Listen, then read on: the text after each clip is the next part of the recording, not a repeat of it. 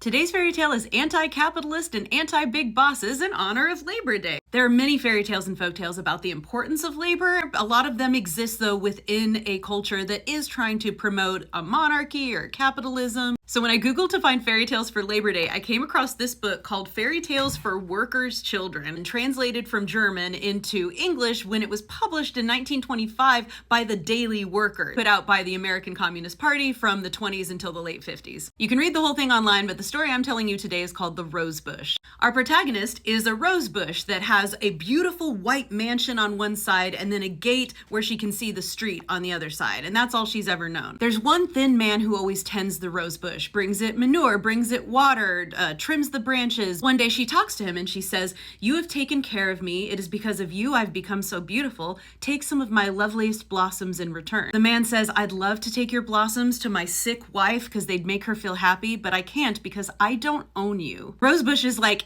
"You are the one who've taken care of me. If you don't own me, who does?" He points to the beautiful white mansion and he says, "You belong to the lady that lives there." The rosebush is like, "How can I belong to this woman who I've never seen, who has never cared for me?" He's like, "Well, she's the one who bought you." And the rosebush says, "Okay, well, she was probably a poor woman who worked hard and saved money, so maybe half my blossoms should belong to her." And then the man laughed sadly and said, "Oh, beloved rosebush, you don't yet know about the world. The lady did not lift a finger to earn the money that bought you." The rosebush is like, "Well, then how'd she get it?" And he said, "She owns a great factory in which countless workers drudge, and from there comes her wealth."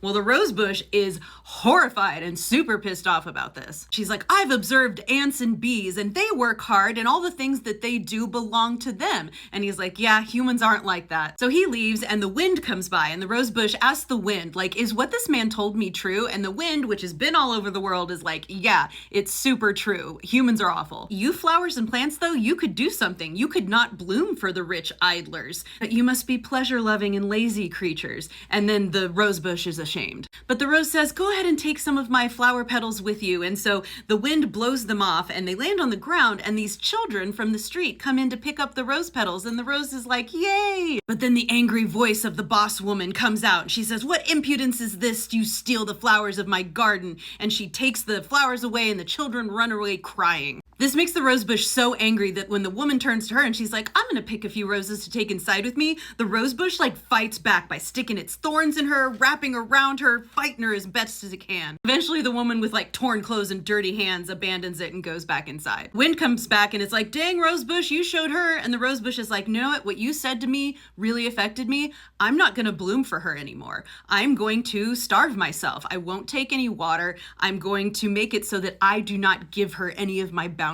Wind's like, "That's gonna be really hard. You're gonna suffer." And the rosebush is like, "It's fine. Just blow by me every once in a while to give me courage to keep going." The rosebush does this, just starts starving itself, starts getting limp and gross. The wind does blow by and says, be brave, you will conquer." And seeing the children on the street gives the rosebush strength to know, "I'm doing the right thing." So eventually the rosebush looks so nasty that the woman tells the gardener, the man who's always been taking care of the rosebush, "Ew, this is disgusting. I want you to dig it up and get it out of my garden." And as the man dug her up, the rosebush gathered her remaining strength and whispered beseechingly, "Take me home, please. Take me home." So the man takes the rosebush to his apartment with his sick wife, and she's like, "Dang, that rosebush looks as bad as me." And he's like, "I know, I'm gonna nurse you both back to health." Rosebush drinks water again, gets healthier, becomes beautiful, and the sight of her helps the woman become healthy and get color in her cheeks, and they both get well. The man and the wife were kind people, and they gladly shared the little they had, and so they broke off some of the roses to bring joys to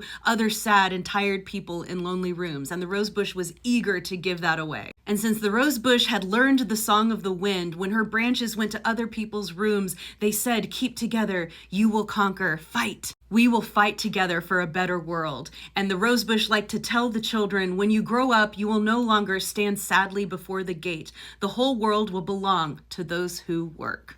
As always, check out my book, Dust Spells, a reimagining of the 12 Dancing Princesses, and my podcast. All the links are in my bio. Happy Labor Day!